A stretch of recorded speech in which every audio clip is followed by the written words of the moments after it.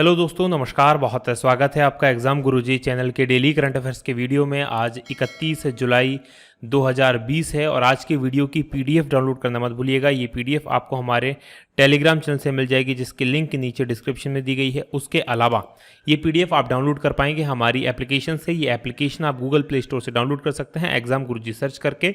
यहाँ आपको daily current affair, free test, NCERT books, free videos और बहुत सारी चीज़ें अवेलेबल हैं।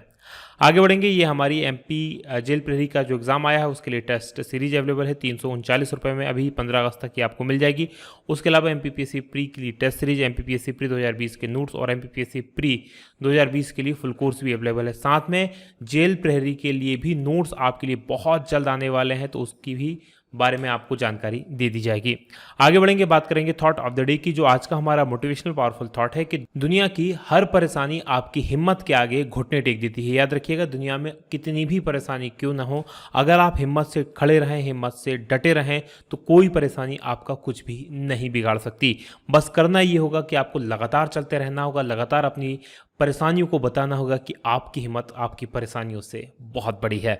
तो लगातार हिम्मत बनाए रखें और आगे बढ़ते रहें। इसी थॉट के साथ आगे बढ़ेंगे, बात करेंगे क्विक रिवीजन कल के पढ़े गए करंट अफेयर के प्रश्नों का।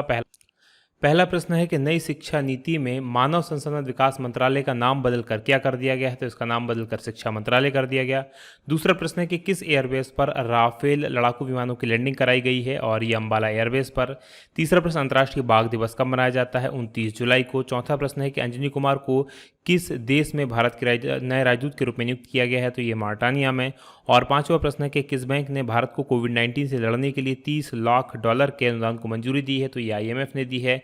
छठवां प्रश्न है कि आईएमएफ ने किस देश को अब तक का सर्वाधिक $4.3 बिलियन का अनुदान दिया है आईएमएफ से लड़ने के लिए, कोविड-19 से लड़ने के लिए, तो ये दक्षिण अफ्रीका को दिया गया है। सातवां प्रश्न है कि एफएओ के अनुसार विश्व में सर्वाधिक वन क्षेत्र प्राप्त करने में भारत का स्थान कौन सा है, तो इसमें भारत का स्थान तीसरा है।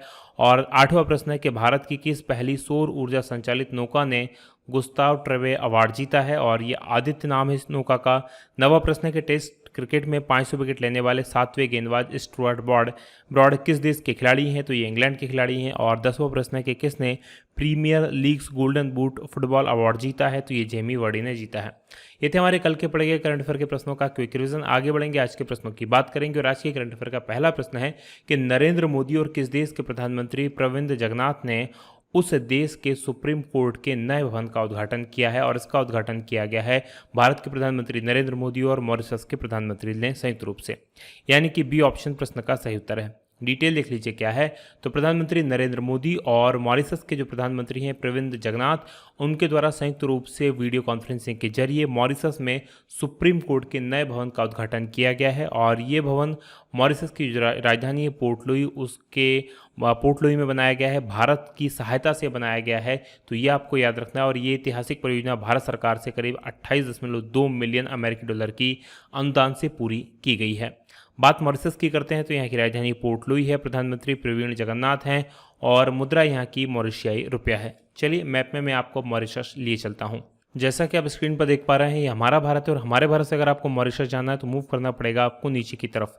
ये हिंद महासागर है, इंडियन ओशियन है, और हिंद महासागर में यहाँ पर आप देखेंगे ये जो एक छोटा सा द्वीपीय देश दिखाई दे रहा है, ये हिंद महासागर में स्थित द्वीप, ये मॉरिशस है। आपको ये याद रखना है। अच्छा, इसकी बगल में एक और द्वीप दिखाई दे रहा है जिसका नाम है रियूनियन, और ये फ्रांस की टेरिटरी है। ये भी आप याद रखेंगे, ये मॉरिशस के अंतर्गत नहीं आता, ये फ्रांस की टेरिटरी है। आगे बढ़ेंगे, बात करेंगे अगले प्रश्न की। अगला प्रश्न आपके सामने दूसरा है कि मानव तस्करी के विरुद्ध विश्व दिवस कब मनाया जाता है, तो ये मनाया जाता है 30 जुलाई को। यानी कि डी ऑप्शन प्रश्न का सही उत्तर है। डिटेल देख लीजिए क्या है। तो मानव तस्करी के विरुद्ध जागरूकता और जो पीड़ित व्यक्ति हैं उनके अधिकारों की रक्षा के लिए 30 जुलाई को मानव तस्करी के विरुद्ध विश्व के दिवस के रूप में मनाया जाता है। और इस बार जो UNODC यानी कि United Nations office on drugs and crime है, उसके द्वारा मानव तस्करी के विरुद्ध जो विश्व दिवस की थीम रखी गई है वो रखी गई है committed to the cause working on the front line to end human trafficking. और UNODC की रिपोर्ट के अनुसार जो मानव तस्करी के लगभग 1/3 बच्चे शिकार जो होते हैं वो बच्चे होते हैं, जबकि 71% मानव तस्करी की जो शिकार होती हैं वो महिलाएं और लड़कियां होती हैं। आगे बढ़ेंगे, बात तीसरे प्रश्न की होगी कि हाल ही में किस अंतरिक्ष एजेंसी ने मंगल पर छोटे हेलीकॉप्टर सहित परसवीरेंस रोवर भेजा है जो वहां पर जीवन की खोज करेगा, और ये भेजा है नासा ने, यानी कि डी ऑप्शन प्रश्न का सही उत्तर है। डिटेल देख लीजिए क्या है। तो अमेरिकन अंतरिक्ष एजेंसी नासा, और इसने मंगल ग्रह पर परसवीरेंस के नाम से एक रोवर लॉन्च किया है, और इस महीने में मंगल पर लॉन्च होने वाला ये तीसरा मिशन था। इससे पहले 2 देश अपने मिशन लॉन्च कर चुके हैं। यूएई ने होप नाम से मिशन लॉन्च किया था, जबकि तियानवे में मंगल मिशन जो था वो चाइना के द्वारा लॉन्च किया जा चुका है। इस रोवर के साथ एक इंजेनुइटी नाम का एक छोटा सा हेलीकॉप्टर भी है, और ये पहली बार होगा जब नासा किसी दूसरे ग्रह पर या उपग्रह पर एक हेलीकॉप्टर उड़ाएगा। बात करेंगे संयुक्त राज्य अमेरिका की, जहां की राजधानी वाशिंगटन डीसी है। राष्ट्रपति डोनाल्ड ट्रंप है, और अमेरिकन मुद्रा यहाँ की अमेरिकी डॉलर है। चलिए मैप में मैं आपको अमेरिका लिए चलता हूँ। तो जैसा कि आप स्क्रीन पर देख पा रहे हैं, हमारा भारत, और हमारे भारत से अगर आपको अमेरिका जाना है तो मूव करना पड़ेगा आपको पश्चिम में। पश्चिम में आप जाएंगे तो ये भारत है, भारत के जस्ट पीछे देखेंगे तो ये अमेरिका स्थित है। अमेरिका, इसकी राजधानी आप देखेंगे तो वाशिंगटन डीसी है यहाँ की राजधानी, और इनमें अमेरिका में 50 राज्य हैं। इसका एक राज्य आप देखेंगे तो ये यहाँ पर है, जिसका नाम अलास्का है। ऊपर इसकी सीमा कनाडा के साथ में लगी हुई है, और नीचे इसकी सीमा जो है मैक्सिको के साथ में लगी हुई है। ये आपको याद रखना है। आगे बढ़ेंगे, बात करेंगे अगले प्रश्न की। अगला प्रश्न आपके सामने चौथा है कि किस भारतीय जलवायु कार्यकर्ता को यूएन महासचिव के सलाहकार के रूप में नामित किया गया है। तो इनका नाम है अर्चना सोरेंग, यानी कि ए ऑप्शन प्रश्न का सही उत्तर है। डिटेल देख लीजिए क्या है। तो भारतीय जलवायु कार्यकर्ता अर्चना सोरेंग को संयुक्त राष्ट्र महासचिव एंटोनियो गुटेरस ने अपने नए सलाहकार समूह के रूप में नामित किया है, और अर्चना सोरेंग विश्व के उन 6 अन्य युवा जलवायु कार्यकर्ता जो नेता हैं उनके साथ शामिल होंगे, जिन्हें गुटेरस ने जलवायु परिवर्तन पर युवा सलाहकार समूह के लिए नामित किया है। तो कुल 7 लोगों को नामित किया गया है, उनमें से एक जो अर्चना सोरेंग भी हैं। सोरेंग जो हैं ये वकालत करती हैं, इसके अलावा अनुसंधान में इनको अनुभव है, और ये जाति समुदाय का जो पारंपरिक ज्ञान है और सांस्कृतिक आचार व्यवहार है उसको कलमबद्ध करने, यानी उसके ऊपर रिटर्न काम करने, उसको संरक्षित करने और बढ़ावा देने के लिए भी काम कर रही हैं। आगे बढ़ेंगे, बात करेंगे 5वें प्रश्न की कि पेटीएम मनी के नए सीईओ कौन बने हैं, और ये बने हैं वरुण श्रीधर, यानी कि बी ऑप्शन प्रश्न का सही उत्तर है। डिटेल देख लीजिए क्या है। तो पेटीएम के निवेश और धन प्रबंधन सहायक पेटीएम मनी, इसने वरुण श्रीधर को कंपनी के नए मुख्य कार्यकारी अधिकारी यानी सीईओ के रूप में नियुक्त किया है, और ये पूर्व एमडी और सीईओ प्रवीण जाधव की जगह लेंगे। प्रवीण जाधव का जो पेटीएम का मैनेजमेंट था उसके साथ विवाद हुआ था, और उसके बाद उन्होंने अपने पद से इस्तीफा दे दिया था। यहाँ पर आपको ये भी याद रखना है कि पेटीएम के जो प्रमुख हैं वर्तमान में विजय शेखर शर्मा है, इसके फाउंडर प्रमुख आपका है विजय शेखर शर्मा, राइट।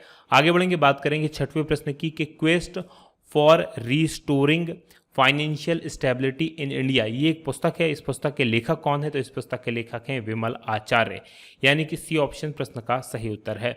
डिटेल लिख लीजिए क्या है।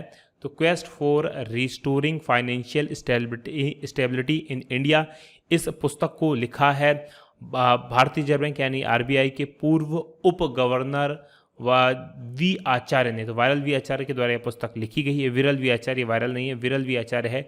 और ये पुस्तक भारत में वित्तीय स्थिरता को बढ़ावा देने के लिए, बहाल करने के लिए उनकी जो खोज है उसके बारे में बताती है, और निरंतर सुधार के लिए एक योजना बताती है कि किस प्रकार से भारत फाइनेंशियल स्टेबिलिटी हासिल कर सकता है। ये पुस्तक उनके भाषण, उनके अनुसंधान, उनकी टिप्पणियों का एक संकलन है जो मौद्रिक नीति समिति के सदस्य के रूप में ज़्यादातर केंद्रीय बैंक से संबंधित है। आगे बढ़ेंगे, बात होगी 7वें प्रश्न की कि उड़ान योजना के तहत किस राज्य में पहली हेलीकॉप्टर सेवा शुरू की गई है, और ये शुरू की गई है उत्तराखंड में, यानी कि ए ऑप्शन प्रश्न का सही उत्तर है। डिटेल देख लीजिए क्या है। तो उत्तराखंड में देहरादून को गढ़वाल की पहाड़ियों से जोड़ने के लिए सरकार के द्वारा पहली राज्य संचालित हेलीकॉप्टर सेवा शुरू की गई है, और 29 जुलाई को इसको हरी झंडी दिखाई गई, और ये पहाड़ियों को पर्यटन से बढ़ावा देने के लिए शुरू की गई है। देहरादून, नई टिहरी, श्रीनगर, गढ़वाल और गोचर मार्ग पर यह उड़ान राज्य सरकार द्वारा संचालित पवन हंस लिमिटेड, ये एक कंपनी है, यानी कि पवन हंस हेलीकॉप्टर्स होते हैं, इसके द्वारा उड़े देश का आम नागरिक, यानी जो योजना है उड़ान योजना, उसके तहत क्षेत्रीय कनेक्टिविटी योजना के तहत इसको संचालित किया जाएगा। बात करेंगे उत्तराखंड की, तो मैप में देख लीजिए, यहाँ पर उत्तराखंड है। उत्तर प्रदेश से अलग होकर ये राज्य बना था। इसकी राजधानी देहरादून है। मुख्यमंत्री त्रिवेंद्र रावत है। राज्यपाल बेबी रानी मौर्य हैं। लोकसभा की 5 सीटें हैं, राज्यसभा की 3 सीटें हैं, और विधानसभा की यहाँ पर 71 सीट्स हैं। प्रमुख राष्ट्रीय उद्यानों की बात करें तो जिम कॉर्बेट नेशनल पार्क यहीं पर है, जो भारत का पहला नेशनल पार्क है। नंदा देवी नेशनल पार्क है, गंगोत्री नेशनल पार्क, फूलों की घाटी national park, Rajaji national park और गोविंद नेशनल पार्क है। वहीं प्रमुख बांधों में टिहरी बांध जो कि भागीरथी नदी पर बना हुआ है। आगे बढ़ेंगे, बात 8वें प्रश्न की होगी कि किस राज्य में रोजगार पोर्टल रोजगार बाजार शुरू हुआ है, और ये शुरू किया गया है दिल्ली में, यानी कि सी ऑप्शन प्रश्न का सही उत्तर है। डिटेल देख लीजिए क्या है। तो दिल्ली के मुख्यमंत्री हैं अरविंद केजरीवाल, और इन्होंने वीडियो कॉन्फ्रेंसिंग के माध्यम से एक मुफ्त वेबसाइट शुरू की है jobs.delhi.gov.in, और ये रोजगार बाजार 2020 के नाम से इसको लॉन्च किया गया है। ये पोर्टल नौकरी चाहने वाले और भर्तीकर्ताओं दोनों को एक मंच पर जोड़ता है, यानी कि इसमें क्या होगा, वेबसाइट पर जिसको भर्ती करनी है, जो नियोक्ता है जिनको अपनी कंपनी के लिए अपने काम के लिए व्यक्ति चाहिए, तो वो अपनी नौकरी और रिक्तियों की पोस्ट वहाँ पर कर सकते हैं। उसके अलावा भर्तीकर्ता वहाँ पर जा सकते हैं, यानी कि जो नौकरी चाहने वाले लोग हैं वो वहाँ पर जा सकते हैं जहाँ पर उनको ज़रूरत है, तो वहाँ से वो अपने लिए जॉब के लिए आवेदन कर सकते हैं। तो दिल्ली के मुख्यमंत्री हैं अरविंद केजरीवाल और उपराज्यपाल अनिल बैजल हैं। आगे बढ़ेंगे, 90 प्रश्न की बात करेंगे कि किस शहर में सीवर मैनहोल की सफाई करने के लिए रोबोट बैंडिकूट का उपयोग किया जाएगा। तो इसकी शुरुआत हुई है गुवाहाटी में, यानी कि बी ऑप्शन प्रश्न का सही उत्तर है। डिटेल लिख लीजिए क्या है। तो गुवाहाटी विकास विभाग मंत्रालय ने सीवरों की सफाई के लिए, यानी कि जो नालियां हैं उनकी सफाई के लिए न्यूनतम मानव भागीदारी सुनिश्चित करने के लिए, यानी कि अभी तक क्या होता था, नालियों में मानव को उतरना पड़ता था, तो इसको सुनिश्चित करने के लिए कि मानव की भागीदारी इसमें कम से कम हो, तो पहले मैनहोल सफाई रोबोट बैंडिकूट का उद्घाटन किया। गुरुग्राम और कोयम्बटूर के बाद मैनहोलों को साफ करने के लिए इस नवीन तकनीक की खरीद करने वाला गुवाहाटी देश का तीसरा शहर बन गया है। बैंडिकूट रोबोट एक मेक इन इंडिया पहल के तहत जैन रोबोटिक्स नाम का एक स्टार्टअप इंडिया कंपनी है, उसके द्वारा इसको विकसित किया गया है।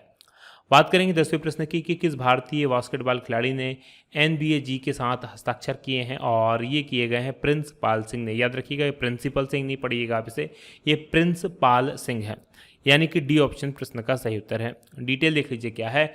तो NBA एकेडमी के स्नातक प्रिंस पाल सिंह जो पंजाब से हैं, और इन्होंने अगले सत्र में NBA जी लीग में खेलने के लिए हस्ताक्षर किए हैं, और ये NBA जी लीग और NBA एकेडमी इंडिया स्नातक के साथ हस्ताक्षर करने वाले पहले NBA एकेडमी के स्नातक बन गए हैं।